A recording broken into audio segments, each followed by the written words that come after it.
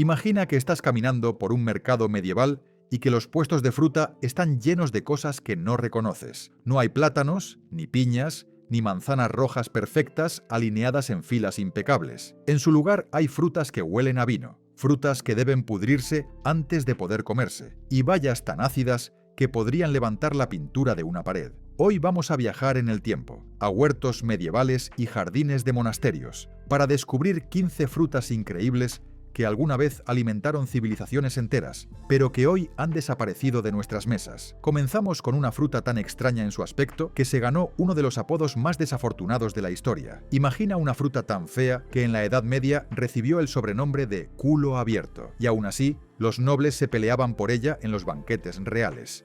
Te presentamos al níspero, la obra maestra más incomprendida de la naturaleza. Aquí viene lo curioso. No podías simplemente recoger un níspero del árbol y comértelo. Recién cosechado era duro como una piedra y amargo como un remedio. En lugar de eso, los campesinos medievales debían dejarlo bletar, es decir, dejar que se descompusiera de forma controlada hasta volverse marrón y blando. Solo entonces ocurría la magia. La pulpa se transformaba en una crema suave, casi como una natilla, con un sabor que mezclaba compota de manzana especiada, vino dulce y algo misteriosamente complejo que ninguna fruta moderna ha logrado reproducir. Imagina bodegas de monasterios cubiertas de paja, donde cientos de nísperos se transformaban lentamente durante semanas. Los monjes los revisaban a diario, esperando el momento exacto en que el fruto firme se convertía en oro líquido. Los comían con cucharas de plata, los convertían en gelatinas translúcidas que brillaban como ámbar, o los combinaban con quesos curados en banquetes elaborados. El propio Shakespeare escribió sobre los nísperos,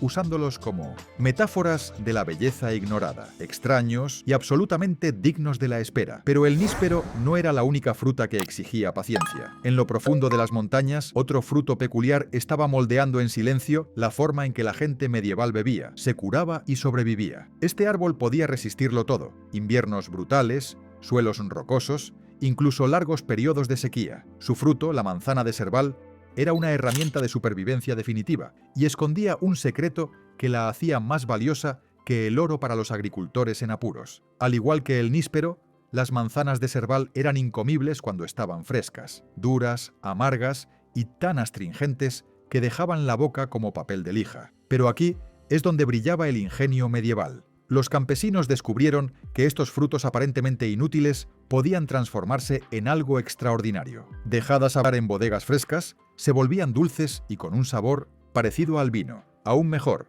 podían prensarse para producir una sidra áspera y terrosa que se conservaba perfectamente durante los inviernos más duros. Pero la verdadera magia era medicinal. Los textos medievales describen preparaciones de manzana de Serval utilizadas para tratar desde fiebres mortales hasta mordeduras de serpiente. En una época en la que una sola enfermedad podía acabar con familias enteras, tener un árbol en el patio que literalmente podía salvar vidas era algo incalculable. Incluso su madera era legendaria, tan dura y de grano tan fino que los maestros artesanos la usaban para instrumentos de precisión y herramientas musicales. Un solo árbol ofrecía alimento, medicina, conservación y materiales, un kit completo de supervivencia. Por extraño que parezca, la siguiente fruta dejó un legado aún más sorprendente. Ayudó a dar nombre a cientos de tabernas y alimentó una bebida olvidada que alguna vez rivalizó con la cerveza. Esta fruta literalmente dio forma a la cultura de los pubs ingleses, y probablemente nunca hayas oído hablar de ella. La baya de servicio silvestre, conocida como Checkers, era el ingrediente estrella de una bebida medieval tan popular que cientos de pubs aún llevan su nombre en la actualidad. Estas pequeñas bayas moteadas parecían insignificantes, marrones y ásperas, como diminutas papas, pero cuando llegaban las heladas del otoño y comenzaban a bletar, es decir, a ablandarse y madurar justo antes de pudrirse, ocurría algo mágico. Su pulpa áspera y extremadamente astringente se transformaba en algo dulce, con notas parecidas al higo y un sabor complejo que volvía locos a los cerveceros medievales. Y aquí es donde la historia se vuelve fascinante. Esos clásicos letreros, de pubs con cuadros blancos y negros que colgaban fuera de las tabernas llamadas Checkers, no eran solo decoración. Anunciaban que ese establecimiento elaboraba su propia cerveza de Checkers, una bebida ácida y terrosa hecha a partir de bayas de Serval fermentadas, lo suficientemente fuerte como para dejarte tambaleando después de un largo día en el campo. Pero el fruto no se usaba solo para beber. Los médicos medievales servían checkers después de comidas pesadas, convencidos de que ayudaban a la digestión y calmaban el estómago revuelto. Su textura firme los hacía ideales para conservarlos en miel o vino, creando dulces de invierno que duraban meses. La tragedia llegó cuando el cultivo del lúpulo se expandió y la producción cervecera comercial tomó el control. El arte de elaborar checkers desapareció. Bosques enteros de árboles de serval fueron talados, y con ellos se perdió el conocimiento cervecero acumulado durante siglos. Desde el bullicio alegre de los pubs ingleses, la siguiente fruta era apreciada no por su sabor, sino por su poder curativo. La cereza cornalina en realidad no es una cereza, pertenece a la familia del cornejo. Sin embargo, este fruto rojo intenso fue el arma secreta de la Europa medieval contra la peste, la fiebre y la muerte misma. Cuando la peste negra arrasó continentes, los jardines de los monasterios llenos de cerezos cornalinos se convirtieron en islas de esperanza en medio de un océano de desesperación. Su apariencia era engañosa, brillantes, rojas y parecidas a cerezas, pero con un sabor que hacía dudar de todo. Crudas eran brutalmente ácidas y astringentes, como morder la acidez líquida. Pero los monjes conocían el secreto. Procesadas correctamente, se convertían en medicina líquida. Las enfermerías monásticas almacenaban jarabes de cereza cornalina preparados con sumo cuidado para tratar fiebres, disentería y enfermedades misteriosas que diezmaban con frecuencia a las poblaciones medievales. Su intensa acidez y sus compuestos naturales las convertían en un potente antiséptico en una época anterior a los antibióticos. No eran solo medicina. Cocineros expertos las transformaban en conservas que brillaban como rubíes, o las fermentaban en un licor potente capaz de calentar el cuerpo durante los inviernos más crudos. Los tintes naturales extraídos del fruto coloreaban los textiles medievales en tonos rojos que parecían capturar el fuego mismo. Los árboles eran prácticamente indestructibles, capaces de sobrevivir a sequías, inviernos severos y suelos pobres que mataban a otros frutales. En un mundo donde una mala cosecha podía significar hambre, esa confiabilidad salvaba vidas. Pero no todas las frutas curativas se ocultaban tras el misterio. Algunas proclamaban su poder con color, espinas y un sabor tan intenso que podía despertar a los muertos. El agracejo fue la respuesta medieval europea a los cítricos, proporcionando ese golpe ácido esencial que transformaba granos insípidos y carnes conservadas en algo verdaderamente apetecible. Estas pequeñas bayas rojas brillantes no eran solo alimento, eran multivitamínicos medievales. Ricas en vitamina C, prevenían el escorbuto durante los largos inviernos, cuando los alimentos frescos eran solo un recuerdo. Pero su verdadero poder era culinario. Los cocineros medievales las usaban como hoy usamos el limón, aportando acidez viva a guisos, salsas y conservas. Las plantas mismas eran auténticas fortalezas vivientes. Cubiertos de espinas feroces, los arbustos de agracejo se plantaban como sistemas de seguridad naturales alrededor de huertos y viviendas. Intenta colarte a través de un seto de agracejo, anunciarías tu presencia con gritos capaces de despertar a todo el pueblo. Los médicos medievales creían que el agracejo podía enfriar la sangre y purificar el hígado, y no estaban del todo equivocados. La ciencia moderna ha confirmado las propiedades antiinflamatorias y antioxidantes de este fruto. La corteza y las raíces de la planta también se recolectaban para obtener tintes que producían amarillos y naranjas intensos. Pero aquí aparece la ironía trágica. En el siglo XIX, poblaciones enteras de agracejo fueron destruidas cuando los científicos descubrieron que albergaban un hongo que dañaba los cultivos de trigo. Siglos de cultivo desaparecieron en apenas unas décadas. Ahora viajamos de regreso a la edad dorada de la ruta de la seda, cuando especias, sedas y piedras preciosas fluían entre Oriente y Occidente como ríos de maravilla. Entre ellas llegó un fruto dorado que transformaría los huertos de la Europa medieval: el níspero japonés. A diferencia de casi todas las demás frutas de esta lista, los nísperos eran genuinamente dulces y agradables para comerse frescos. Su piel dorada protegía una pulpa cuyo sabor parecía una mezcla perfecta de albaricoque, durazno y un toque sutil de cítrico, pura luz del sol convertida en fruta. Pero lo que los hacía realmente especiales era su momento de maduración. Los nísperos maduraban a comienzos de la primavera, convirtiéndose en la primera fruta fresca tras meses de alimentos conservados y raciones secas. Imagina a los nobles medievales, pálidos tras el encierro invernal, probando el primer níspero de la temporada. Después de meses de tubérculos y carnes saladas, esa explosión de dulzura fresca debió sentirse como una resurrección. Los comerciantes y médicos árabes que llevaron el níspero hacia Occidente lo valoraban por mucho más que su sabor. Se recetaba para la tos, la inflamación y problemas digestivos. Textos médicos medievales del mundo árabe describen preparaciones de níspero como tratamientos para todo, desde la congestión pulmonar hasta afecciones de la piel.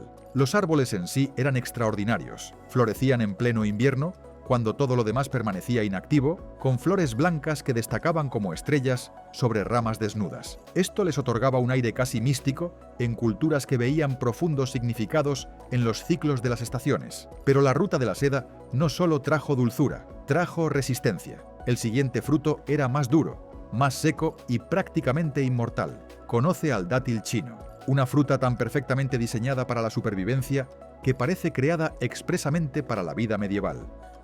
Los dátiles chinos podían comerse frescos, secos o almacenarse durante meses sin ningún tipo de conservación. Eran las barras energéticas de la naturaleza, cargadas de azúcares, fibra y nutrientes, capaces de sostenerte en los momentos más duros. Los comerciantes árabes que introdujeron los dátiles chinos en la Europa medieval no estaban compartiendo solo un tentempié, estaban compartiendo una revolución en el almacenamiento de alimentos y en la medicina. A diferencia de otras frutas que se echaban a perder en pocos días, los dátiles secos podían conservarse durante meses, incluso años, sin perder su valor nutricional. Para mercaderes que recorrían rutas peligrosas o agricultores enfrentados a cosechas inciertas, esto era una tecnología que cambiaba la vida. Las boticas medievales almacenaban dátiles chinos como si fueran medicinas preciosas. Se recetaban para el insomnio. Los textos medievales describen a personas comiéndolos antes de dormir para inducir sueños tranquilos. Se usaban para tratar problemas respiratorios, trastornos digestivos y debilidad general.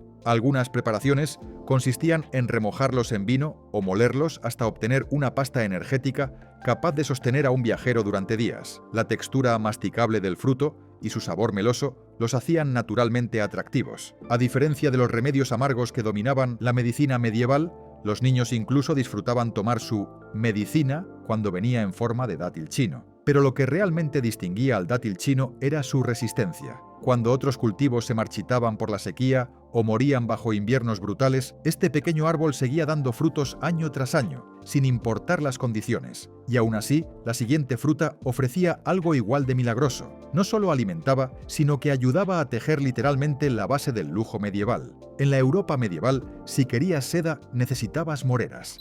Pero estos árboles extraordinarios ofrecían algo aún más valioso que el alimento para los gusanos de seda. Producían algunas de las frutas más deliciosas y nutritivas del mundo conocido, en colores que parecían casi mágicos. Las moras existían en variedades blancas, rojas y de un púrpura profundo, cada una con su propio carácter.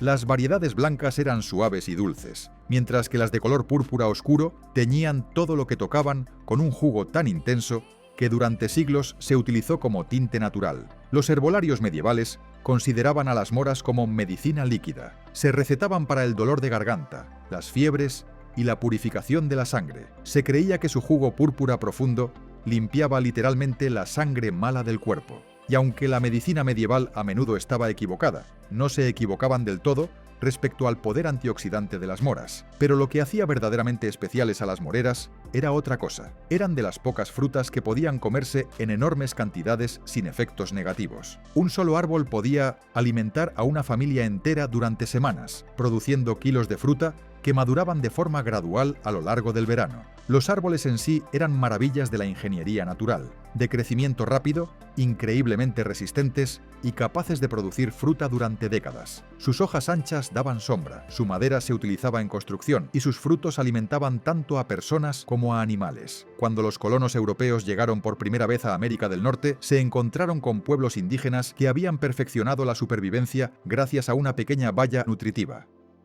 La baya de Saskatoon no era solo alimento, era un sistema nutricional completo, capaz de sostener la vida en las condiciones más duras. Estas bayas se parecían a los arándanos, pero contenían una densidad nutricional muy superior, más calcio que la mayoría de las verduras, más hierro que la espinaca y un contenido de proteínas que las convertía en auténtico alimento de supervivencia. Los pueblos indígenas elaboraban pemmican, mezclando bayas de Saskatoon secas con carne seca y grasa, creando comidas portátiles que podían conservarse durante meses sin estropearse. Para finales de la Edad Media, los colonos europeos en el Nuevo Mundo incorporaron rápidamente las bayas de Saskatoon a su propio manual de supervivencia. Con un sabor a nuez casi parecido a la almendra, y completamente distinto a cualquier fruta europea, estas bayas fueron una revelación. Las servían para hacer mermeladas, las fermentaban en vino y las secaban para raciones invernales que duraban meses. Pero lo que más impresionó a los colonos fue la increíble resistencia de la planta. Los arbustos de Saskatoon prosperaban en condiciones que destruían otros cultivos: frío extremo, sequía, suelos pobres. Podían soportar temperaturas que congelarían por completo a los frutales europeos y aún así producir cosechas abundantes. Desde las frías llanuras de América del Norte hasta las colinas sombrías de Europa, la siguiente baya no era solo para comer. Se creía que ahuyentaba al mal mismo.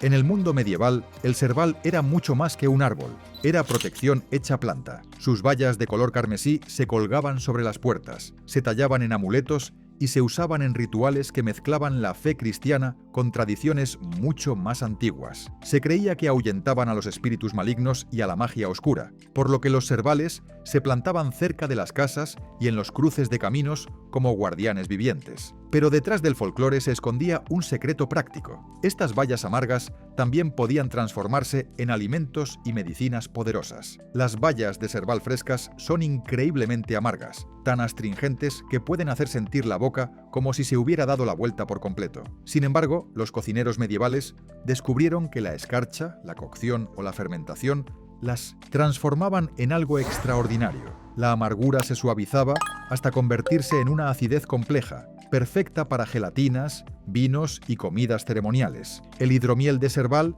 no era solo una bebida alcohólica, era una infusión a base de miel y bayas, considerada una combinación de medicina y magia. Los textos medievales describen su uso para todo tipo de males, desde problemas estomacales hasta la purificación espiritual. Su color rojo intenso se interpretaba como un símbolo de la fuerza vital misma. El alto contenido de pectina de estas bayas las convertía en conservantes naturales. En los hogares medievales, la gelatina de serval se utilizaba para preservar otros alimentos, prolongando la vida útil de provisiones valiosas durante los largos inviernos. Ocultas en setos espinosos por toda la Europa medieval, crecían pequeñas bayas de color azul negruzco, tan ácidas que podían hacer que un limón pareciera dulce. Pero no eran bayas cualquiera, eran los ancestros silvestres de las ciruelas modernas y guardaban secretos que darían origen a una de las tradiciones alcohólicas más duraderas de Inglaterra. Las endrinas eran una broma cruel de la naturaleza. Se veían carnosas y de un atractivo color vinoso, pero al morder una fresca, la boca se contraía con tal intensidad que uno cuestionaba cada decisión de vida que lo había llevado a ese momento. Los medievales aprendieron a esperar la primera helada, que suavizaba lo suficiente su astringencia como para volverlas utilizables. Y aquí es donde brilló realmente el ingenio medieval. Descubrieron que estas bayas casi imposibles de comer, al macerarse en alcohol fuerte, creaban algo mágico. Así nació la ginebra de endrinas, una tradición rural que ha sobrevivido hasta nuestros días. Los taninos y ácidos de la fruta se equilibraban perfectamente con el alcohol, dando lugar a una bebida que era tanto medicina como placer. Los herbolarios medievales recetaban preparaciones de endrina para el dolor de garganta, problemas estomacales e inflamación. Su alto contenido en taninos las hacía astringentes naturales, útiles para tratar heridas y trastornos digestivos. Pero no eran solo medicina,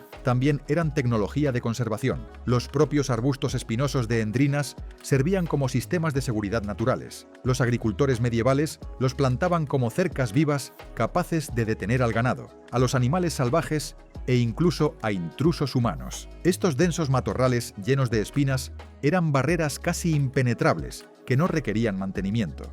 Pero los pueblos medievales no se limitaban a lo conocido. Cuando encontraban nuevas tierras y nuevos árboles, se adaptaban con rapidez, especialmente si esos árboles ofrecían alimento, energía y herramientas en un solo paquete. Y aquí entra en escena el almez, parte baya, parte nuez y un alimento de supervivencia como ninguno que hubieran conocido antes. Con su pulpa exterior dulce y una semilla crujiente rica en proteínas, el fruto del almez era la barra energética de la naturaleza, perfecta para sostener a los viajeros incluso en los trayectos más largos. Los pueblos indígenas de América del Norte habían utilizado los almeces durante miles de años antes del contacto europeo, creando alimentos de camino y raciones de supervivencia que combinaban calorías, proteínas y azúcares en un solo paquete pequeño. Cuando los colonos medievales se encontraron con estas bayas azucaradas, las incorporaron rápidamente a sus propios sistemas alimentarios. A diferencia de muchas frutas europeas que requerían condiciones de cultivo muy específicas, los almeces prosperaban en los entornos más duros, suelos rocosos, climas extremos y abandono. Los árboles podían crecer donde otros cultivos fracasaban, lo que los hacía ideales para granjas fronterizas y campos abandonados. Los colonos descubrieron que los frutos del almez podían comerse frescos, secarse para almacenarlos a largo plazo o molerse hasta obtener una harina gruesa que añadía proteínas y dulzura al pan. Los árboles en sí eran increíblemente longevos y de bajo mantenimiento. Plantabas uno y podía alimentar a tus bisnietos, pero quizá lo más importante era su confiabilidad. A diferencia de otras frutas que podían fallar por mal clima o suelos pobres, los almeces ofrecían cosechas constantes año tras año. Antes de que las manzanas dulces modernas dominaran los huertos, existía la manzana silvestre, pequeña, retorcida y tan ácida que podía arrancarte el esmalte de los dientes. Sin embargo, en la Europa medieval, estos pequeños frutos agrios eran auténtico oro culinario, y por razones que hoy resultarían sorprendentes, las manzanas silvestres eran el arma secreta contra la comida insípida. En una época en la que los limones no eran comunes, el jugo de manzana silvestre proporcionaba el golpe ácido que transformaba guisos pesados, carnes conservadas y comidas a base de cereales en algo verdaderamente apetecible. Con ellas se elaboraba el verjus, un líquido ácido de cocina que los chefs medievales usaban como hoy usamos el jugo de limón o el vinagre. Pero lo que hacía realmente especiales a las manzanas silvestres era su durabilidad. Mientras otras frutas se echaban a perder en cuestión de días, estas podían almacenarse durante meses en bodegas frescas. Su alto contenido ácido las conservaba de forma natural, manteniéndolas disponibles mucho después de que otros alimentos frescos hubieran desaparecido. Los productores de sidra medievales apreciaban las manzanas silvestres por encima de cualquier otra fruta. Su acidez intensa y su alto contenido de taninos daban lugar a sidras complejas, duraderas y lo suficientemente fuertes como para hacer potable el agua. En una época en la que el agua limpia era escasa, la sidra de manzana silvestre era literalmente más segura que el agua. Los propios árboles eran supervivientes natos. Crecían en suelos pobres, resistían climas severos y producían frutos incluso cuando eran descuidados. Los agricultores medievales solían plantarlos como marcadores de límites, sabiendo que sobrevivirían a generaciones enteras de propietarios humanos. Y si alguna vez tuvieras la rara oportunidad de caminar por el interior de un castillo medieval, quizá notarías un aroma flotando en los pasillos, dulce, floral y casi sobrenatural. No era perfume, era una fruta.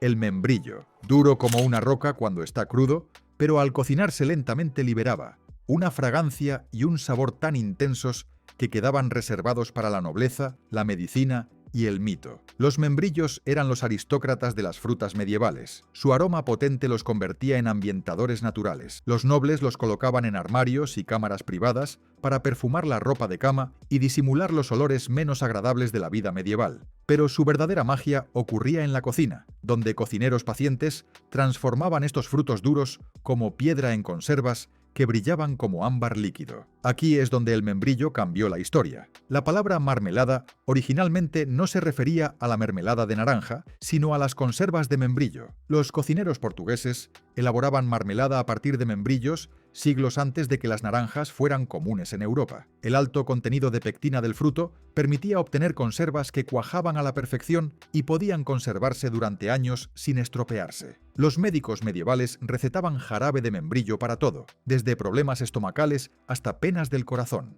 y no estaban del todo equivocados. Los compuestos naturales del fruto poseen auténticas propiedades antiinflamatorias y digestivas. Pero más allá de la medicina, el membrillo tenía un profundo significado simbólico. Los antiguos griegos lo consideraban sagrado para Afrodita, diosa del amor. En la Edad Media, las parejas intercambiaban membrillos en las bodas, convencidas de que garantizaban fertilidad y una pasión duradera. La transformación del fruto, de duro y amargo a suave y dulce, servía como metáfora del propio matrimonio. Nuestra última fruta es una que capturó en silencio el espíritu de la vida medieval. Resistente, discreta, pero profundamente gratificante para quienes conocían su valor.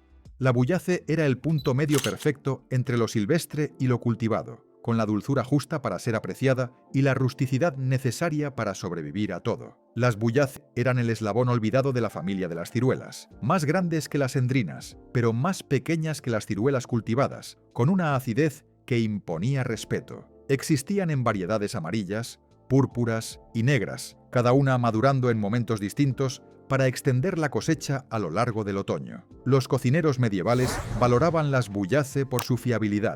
A diferencia de frutas delicadas, mantenían su forma al cocinarse, lo que las hacía ideales para tartas, conservas y los guisos de cocción lenta que dominaban la cocina medieval. Su textura firme permitía almacenarlas por más tiempo que otras frutas blandas, prolongando su utilidad bien entrado el invierno. Los árboles de buyácea hacían más que dar fruto, protegían la tierra. Sus ramas espinosas formaban cercas naturales, manteniendo al ganado dentro y a los problemas fuera, sin necesidad de mantenimiento. Y cuando llegaba el invierno, sus frutos fermentaban en vinos rústicos y cordiales, no solo para el placer, sino para aportar alimento cuando más se necesitaba.